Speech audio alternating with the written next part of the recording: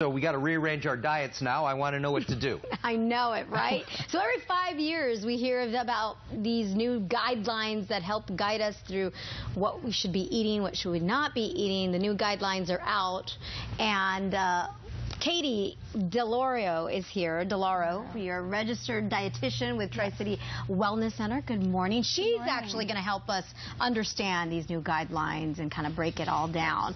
And really, the one thing that stood out to me was the sugar this time around. That's kind of what's new with the new guidelines for sugar. So this is the first time they put recommendations for sugar. They recommended that for a standard 2,000 calorie diet, that only 10% come from sugar, or up to 10%. So that's 200 calories. That's about 12 to 13 grams of sugar in one day, which comes out to about, 12 to 13 teaspoons, which is about 62 grams.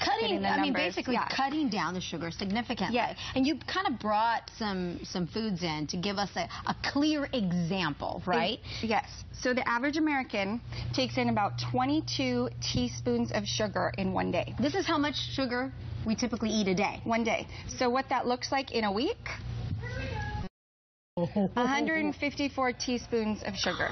Oh my gosh, okay. So it kind of makes your stomach churn. Yeah, when you see it in this way, this is a great little visual prop here. About 3 cups plus about 10 teaspoons, 616 grams of sugar, and 2,464 calories. So in 1 week, typically, we are eating this much sugar. So these new guidelines want you to basically cut it. Cut it down, yes. So I also want to go back into, I actually follow the American Heart Association's recommendations for sugar, because they say for females, no more than 6 teaspoons, which is 25 to 30 grams, and for males, 9 teaspoons, which is about 37 to 45 grams. And the reason why I like to talk about grams is that's how it's on the label. Okay, so that is key. Everybody, follow the grams. And so, for example, on a label, let's take this. So this is Raisin Bran. People oftentimes say, I'm having a healthy breakfast, I'm having Raisin Bran. They look at the label. You really need to look at the serving size. How much are you actually having? In this, the serving size is 1 cup. So for 1 cup, there's 18 grams of sugar. 18 grams. And as women, we should only be eating, according to these new guidelines, how many grams of sugar? Well, for the American Heart Association, 25. Wow. For that's a lot of sugar. For the new Dietary Guidelines, 62. Okay. So now, if you want to divide the grams by 5, that's going to say how many teaspoons. Which we, So 3. But let's go by the grams, because I think that's easier, and everything. The food has a label, so you can just go off of that. Yeah. Wow. So let's look at yogurt. People also say I'm having a really healthy yogurt. It has fruit in it. This one has 23 grams of sugar. Okay. Now let's compare that to, let's say, an unflavored. This is the 2%, and this only has 8 grams of sugar, and I've seen as low as 5 or 6 grams.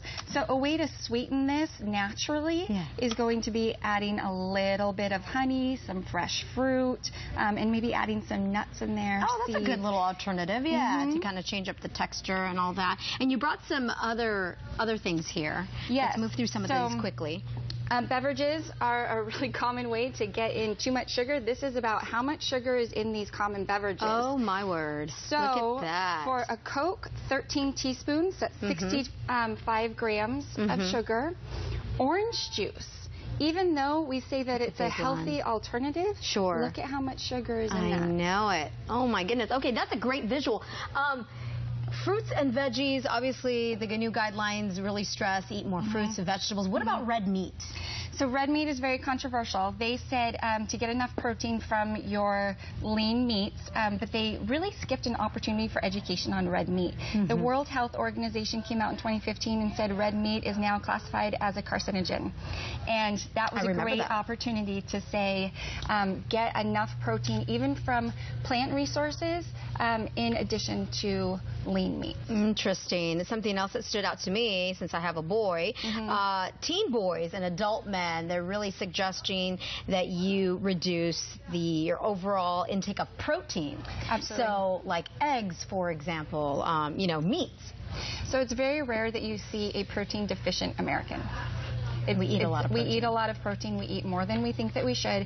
Statistically, men and teen boys are the ones eating the most, so that's where that focus was. But I really like to look at the individual, of course, and so if you were to go into a dietitian such as myself and say, this is what I'm typically eating, where do I fall, how can I make some changes, that would be the best way to really assess your diet rather than going on. Only about 75% of Americans actually follow the guidelines. Only about how many? 75%. Oh, excuse me. Only 25%. 25% don't even know that they Here's exist. my question, Katie. You're an expert in nutrition. Why don't these experts who put together the dietary guidelines just come out and say, cut out junk food, cut out soda? That's just, why not just come out and say it? Do you think the food industry has kind of had influence here and has caused? I do. And I think that's the unfortunate part of it. I mean, food industries are big money makers. I mean, look at how much money is going into schools that are backed by Coca-Cola.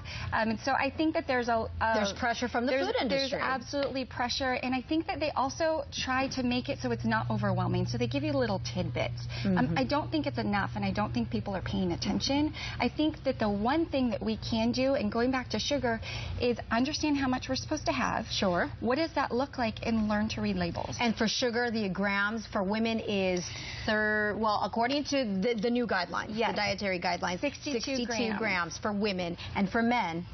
They actually don't say anything different. They say 10% of your total calories, so we're going off of a 2,000 calorie diet. Okay. But if you were taking in 3,000 calories, that's 300 calories of sugar. Oh, boy. It can get complicated, of course. It does. You can always meet with someone like Katie Lauro, registered dietitian from Tri-City Wellness Center, to learn all about that. Keep track of your nutrition. Thank you, Katie. Thank at you least for trying to me. break all this down for us. And I think the take-home here is cut back on the amount of sugar that we are eating. All right, we're going to take a quick break, and we'll be right back with much